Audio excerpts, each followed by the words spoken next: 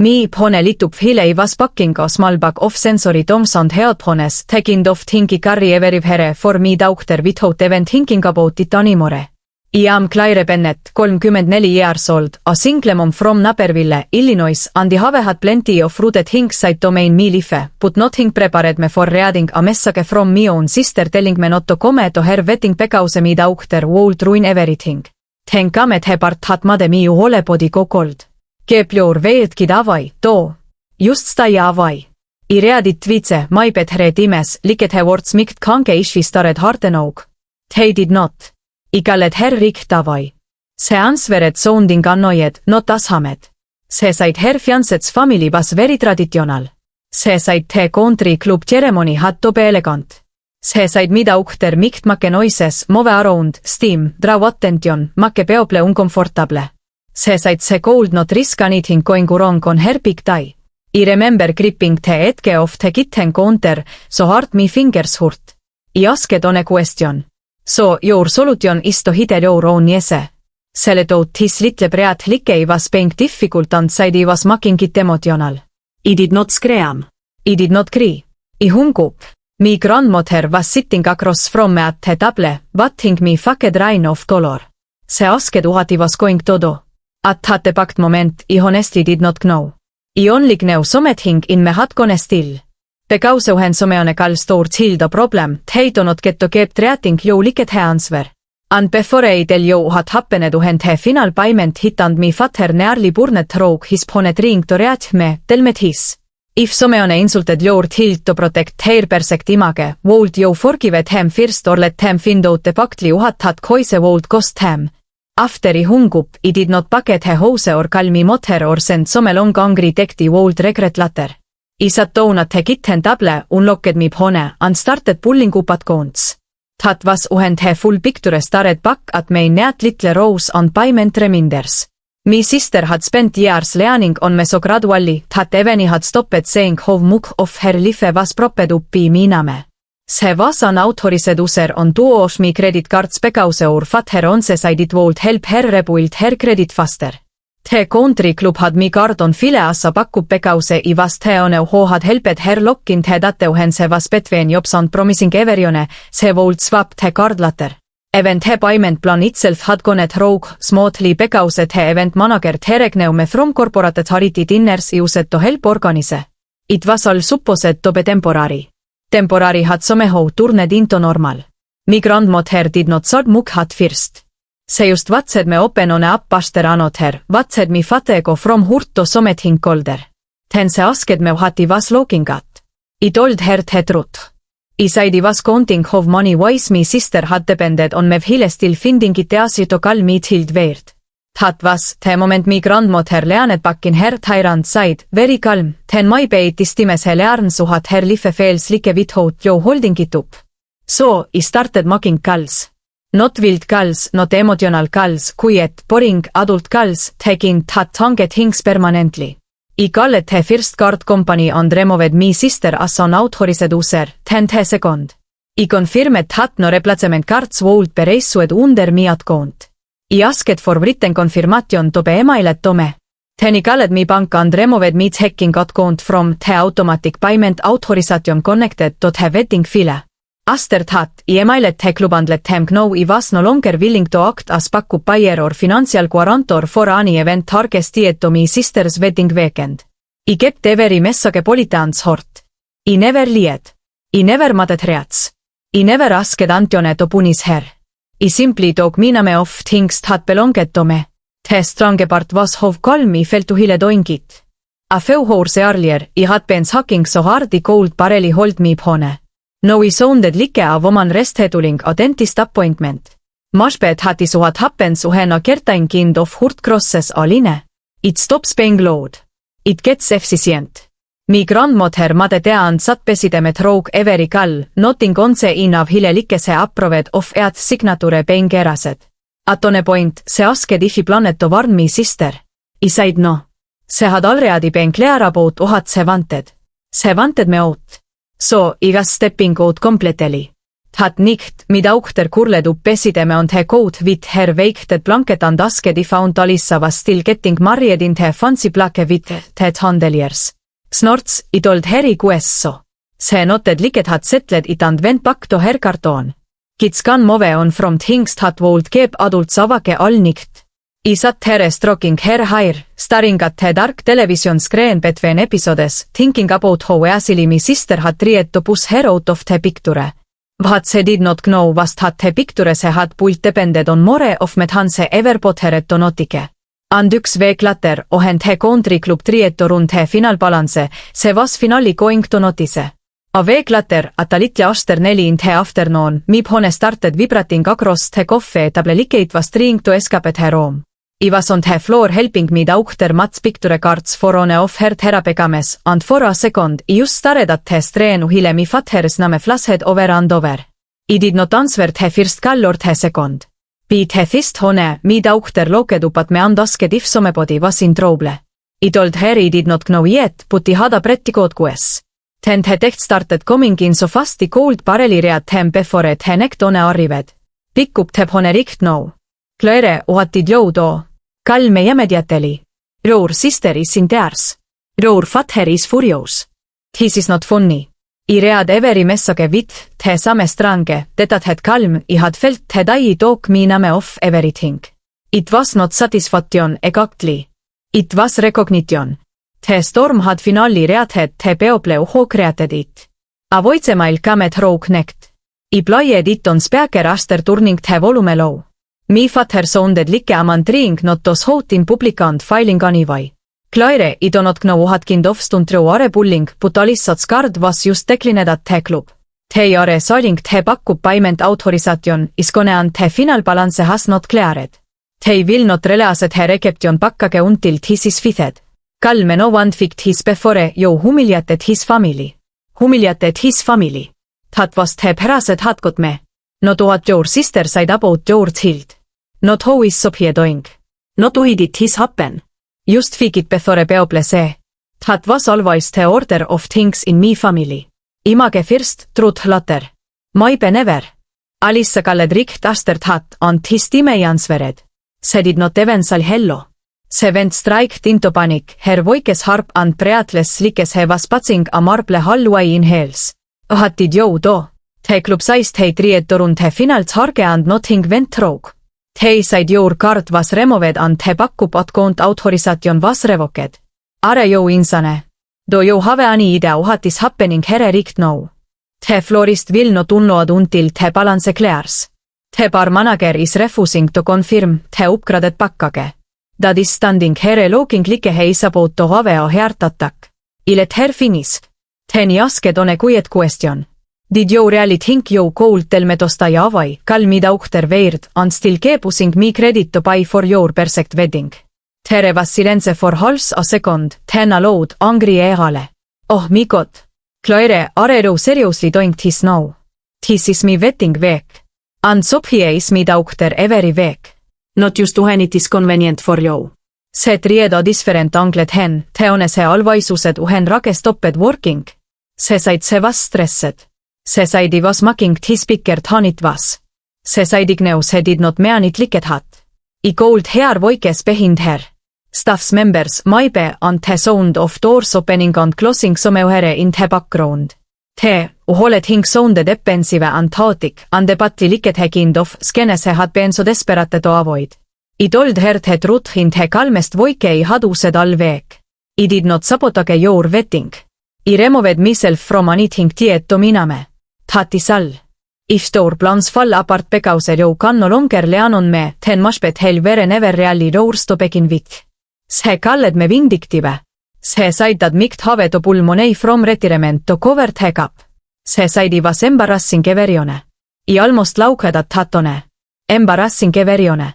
As if embarrassment was somehow worse than cruelty. As if money mattered more than the fact that se had knocked at me till done sen some things hamesul. Uhen ve hungup, Mikaeled within 2 minutes. Her voike was tikt, klipped, already taking Alissats side. Se said his was not the time for drama. Se said families bulldogged her under pressure. Se said whatever I was feeling cold have waited until after the wedding. Inokedat mi daughter sitting crossleked on teruk, kompleteli peakeful, kompleteli unavaret had grown adults vere melting down pekause I had stopped funding, tell et hey were also invested in. And Rick 10 igneut his was no longer just about on a cruel act. It was about years of being treated like he reliable one, he flexible one, he one who would swallow hurt and keep he mathine running. Had part of me was one. And before he nikt was over, I was finally going to say it out loud. I finally kalled mi fatter pakka little aster 7. On se sobhie was fedan settled in vid her headhones and one of her favorite natures house. He picked up on the first ring like he had been sitting there staring at the screen waiting for me. He did not even say hello. He went straight into it, his voice low and hard, taking he use tuhen he wanted everyone around him to know he was the one in target. He said he had crossed a line. He said Alissa was shopping in a dressing suite at the club. The venue coordinator was asking for immediate payment and people were starting to notice that something was wrong. He said if he had any detensilest, I would call the club, put me card back on file and stop punishing the family over on a bad moment. I let him get a laugh it out before I answered. Then he said the on it he clearly did not expect to hear from me. I am not punishing Antone. I am stepping back from anything that belongs to me. That is not the same thing. He went quiet for a second, then came back even angrier. He said he was hitting behind technicalities. He said he knew very well that Alissa had counted on me. I told him that was exactly the problem. Everyone had counted on me for years. Counted on me to help Alissa when she overspent. Counted on me to smooth things over when she burned bridges. Counted on me to be the practical one, the calm one, the one who would quietly cover the gap and ask for nothing back. But the second mi daughter made her uncomfortable, suddenly sobhie and I very disposable. Suddenly I was good enough to finance the wedding, just not good enough to attend it. Mi father tried to cut in, but I kept going. I said that Alissa it was not a careless slip. It was a choice. Se rooked at me till dan tekided, se was something to hide. Then se expected me to keep underwriting her fantasy anyway.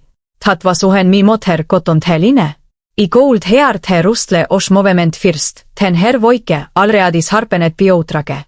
Se said I was making the whole thing uglier than it needed to be. Se said weddings are stressful and people say things they do not mean. Se said if I really loved me sister, I would help first until with hurt feelings later. Hurt feelings. That landed harder than me father. Yelling did. I asked her if that was honestly what said how this was. Hurt feelings. I told her no. This was about hearing me own sister call me daughter weird like he was some embarrassing problem to manage. This was about me mother hearing that and still taking the real emergency was a delayed payment at a country club. Me voice stayed calm, but I could feel years of swallowed anger finally leaning up into words.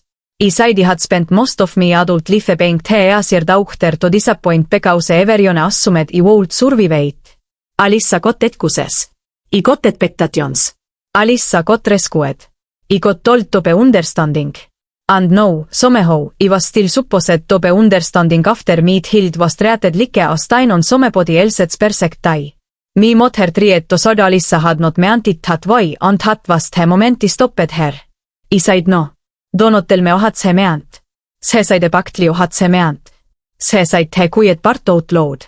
She thinks sobhie is fine as long as sobhie stands out of sight. There was silence after that. Real silence. Not taking to her someone is waiting to jump back in, but taking that happens when people know the truth has finally been said clearly enough that they cannot push it back under the rug. Me father spoke first, but now his voice sounded tired instead of furious. He asked me if he really intended to let the wedding fall apart. I told him I was not making anything fall apart. I was just no longer willing to hold it together with me money, me name and me silence. If the whole event was fragile enough to collapse the second I stopped rescuing it, then maybe the problem was never me. Me mother asked, mut clears throat more softly his time what I wanted. It's hold have been a simple question, but hearing it almost made me laugh because nobody in that family had asked me that in a long time. Snorts, not really. I told her I wanted the truth acknowledged. I wanted him to stop acting like I had caused his be reacting badly. I wanted on a person, just on to say that what Alissa said about sobhie was cruel and unacceptable. Neither of them answered Rick Davai. Had told me everything. They were still more comfortable talking about payments and penalties than about the actual child who had been insulted. So, I ended the call. I told them I had said uhati needed to say, and I was on being available for the night. I put me hone down and sat here for a minute staring at the dark screen, my heart pounding harder than I wanted to admit. So he wondered in a second later holding her blanket and climbed into my lap without asking, like he could sense something heavy in the room even if she did not know what it was. I held her and breathed in the scent of Bobby's shampoo and laundry soap and something inside me settled. I knew then that whatever happened next, I had not been cruel. I had been clear. For the first time in my life, I had made my family facet the difference. And the strongest part was that not 1 minutes later, just as I started to believe the worst of the night was over, my phone lit up again with a name I never expected to see calling me. Diane Mercer, Grant Sechmotter. For a second, I honestly thought it had to be a mistake. Diane Mercer was the last person I expected to hear from that night. I had met her twice, my bet 3 times if I counted the bridals over. And every memory I had of her involved perfect posture, a careful smile, and the kind of wicked that made even simple questions sound defensive. Grant came from money. Not ridiculous movie star money, but the kind that paid country club dues without blinking and sent handwritten thank you notes after dinner parties. So, when I saw his mother's name on my screen, I assumed she was calling to finish what my parents had started and tell me I was selfish, unstable, dramatic, whatever word people use when a woman stops being useful. I almost let it ring out. Then I knocked at Sophie asleep on the couch with one hand tucked under her head, and I answered. Diane did not waste the time. She asked if she was cutting me at a bad moment. I said no, it was not exactly true, but I did not feel like explaining my family disaster to a woman who probably had monogrammed napkins. Then she said something that stopped me cold. She said Alissa had finally admitted what she texted me about Sophie. Not the softened version. Not the cleaned up one. The real version. I sat up straight there without realizing it. Diane went quiet for half a second, then said she wanted me to hear this directly from her.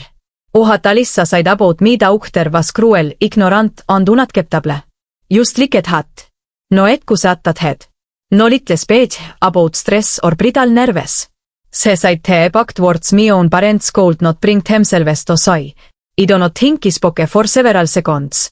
Diane finally asked if she was still there. I told her I was. I just had not expected her to call for that reason.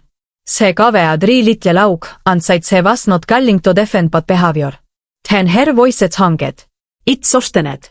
Not in a fake way, but like she had stepped out from behind whatever policed social mask she usually wore. She told me her sister's grandson was autistic.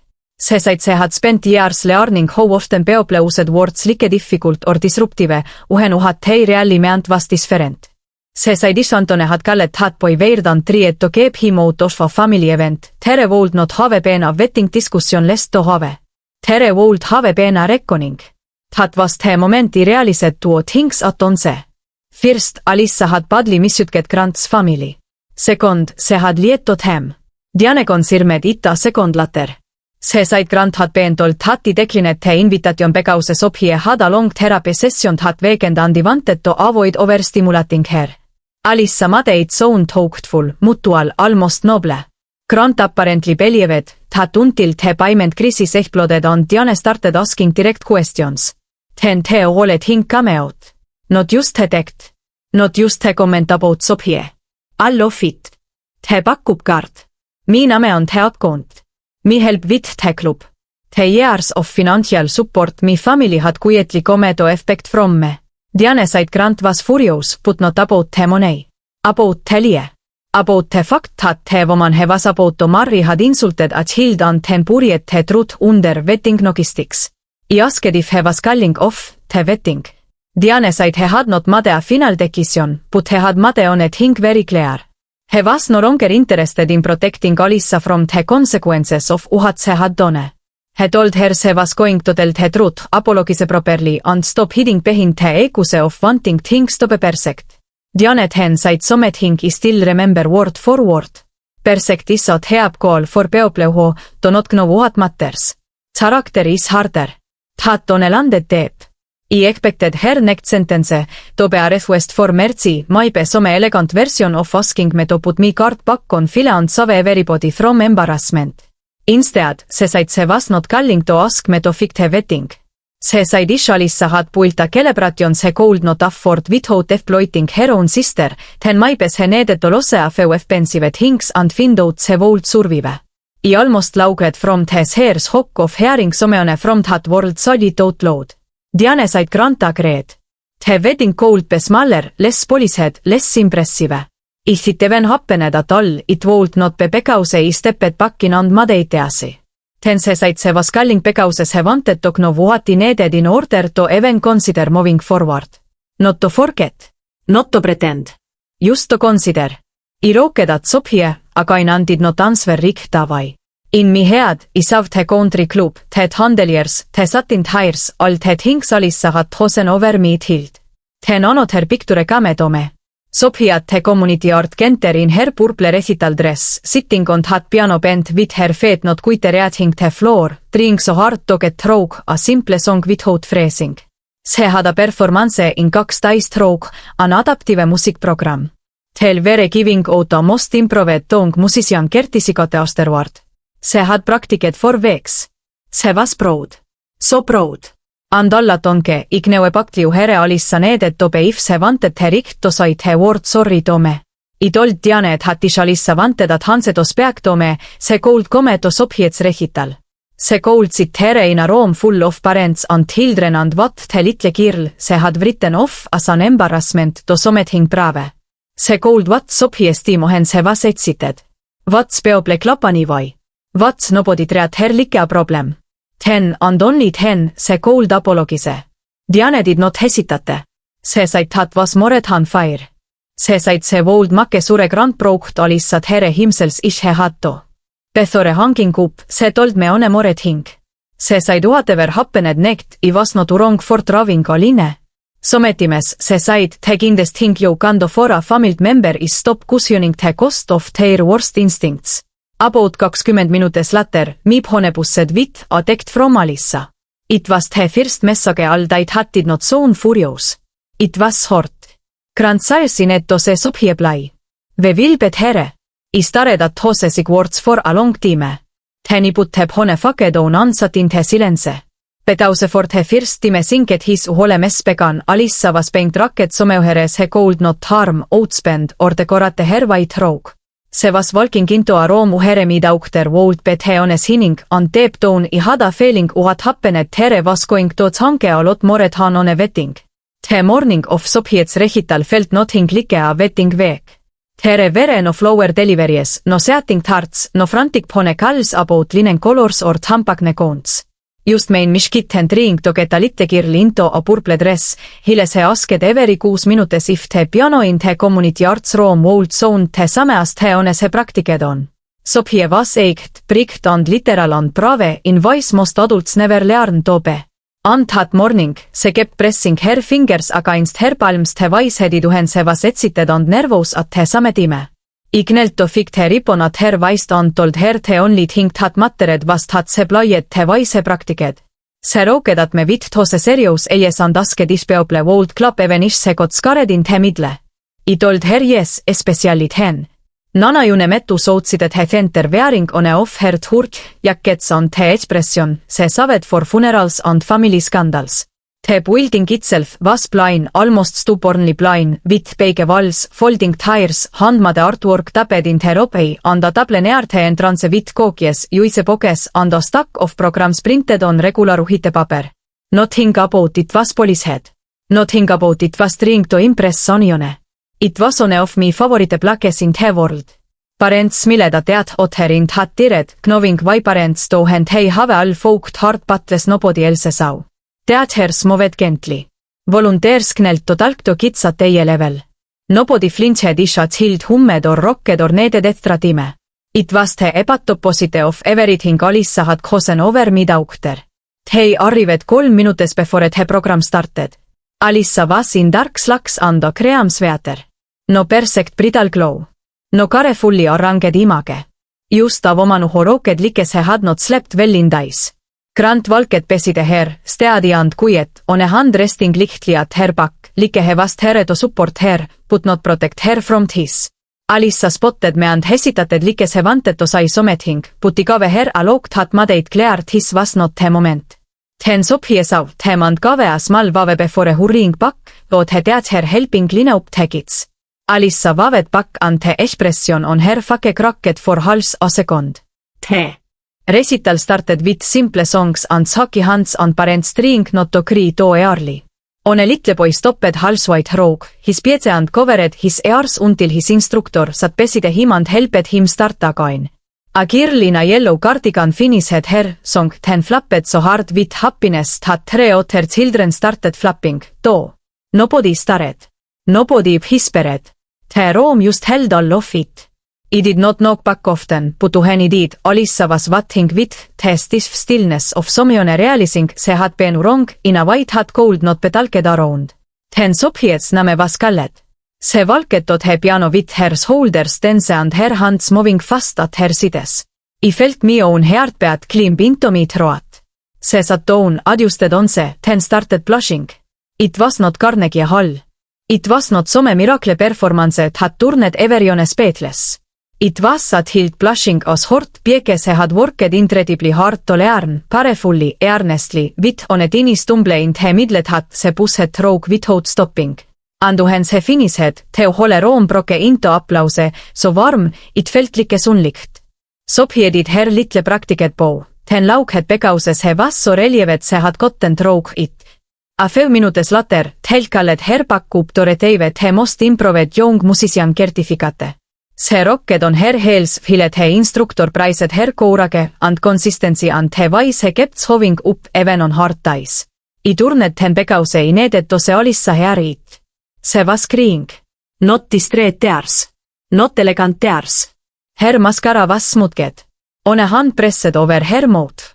Grant peside her knocking cream and sadand maibe, a little ashamed that he had not known the truth sooner. Alissa kept staring at Sophie like she was trying to understand how she had ever reduced that child to an ugly word in an ugly text.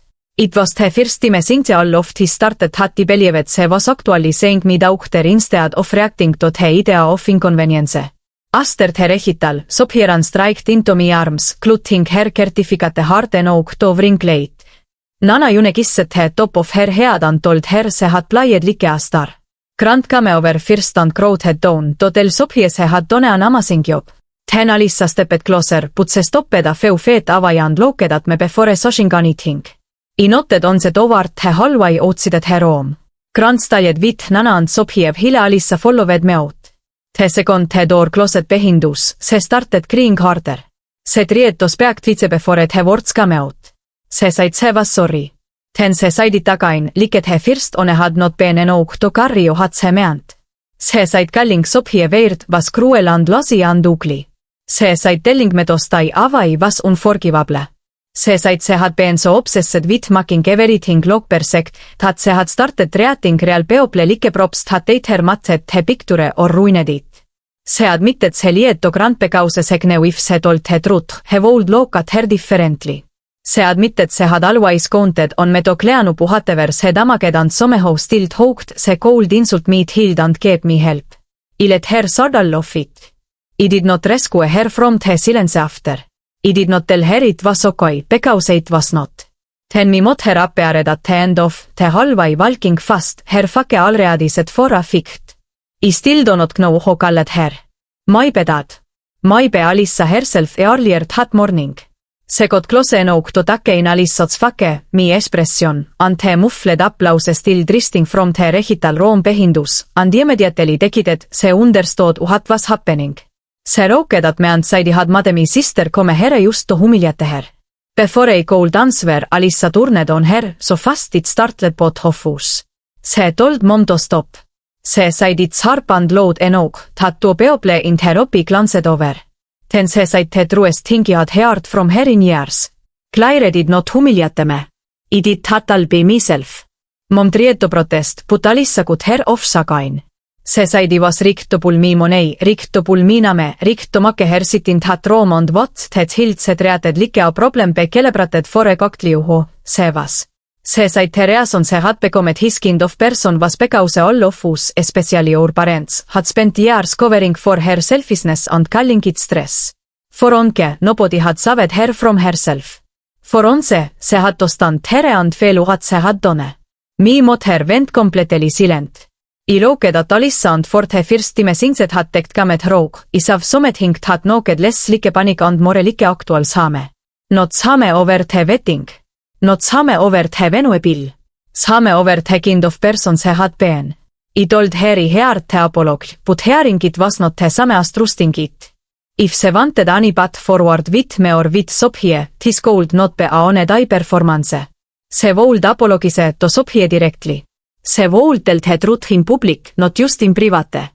And if se ever made me doubt their fails mallakain, wedding or no wedding, se would lose for God. Alissa nodded roog. Tearsand said se understood. I believe et se understood het reat. Väheter se understood het hildat te kenter offital was something I was still decoding. But as we walked back toward that recital room, on it hing was finally clear. The version of the story uhere everyone pretended nothing serious had happened was over. By the wedding day, everything was still happening, just not the way Alissa had planned. The country club kept the latte fee. The expensive florist package was gone, and se lost the photographer se wanted most. Nothing collapsed, but se had to forget the fact that her perfect day now carried the cost of her own choices. A few days before the ceremony, se came to me house alone and apologized to Sophie herself. Se got down to her level and admitted se had said something cruel and wrong. Se told her se was never a problem, never too much, and never someone who needed to be hidden.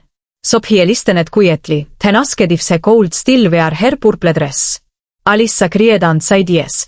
I did not forgive her alla tonse, but I agreed to go because his time se was not making excuses. Se was finally telling the truth. At the Snorts wedding, Sophie wore had purple dress and sat with me in the front row. Se steamed during the ceremony, sisted in her seat, and smiled roog, the whole hing, and not on a person acted like he did not belong. During the reception, Alissa stood up for her toast and said the on it hing everyone needed to hear. Me niece was never the problem. I was. Grant admitted he had almost postponed the wedding because kindness was not optional to him.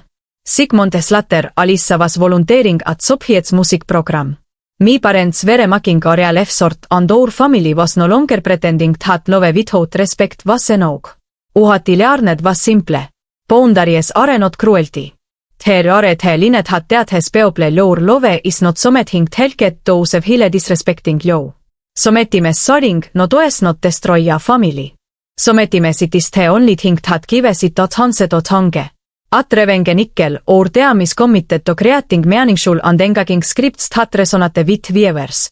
Every story on this channel is entirely fictional, created to share valuable lessons, inspire reflection, and deliver educational messages through compelling storytelling.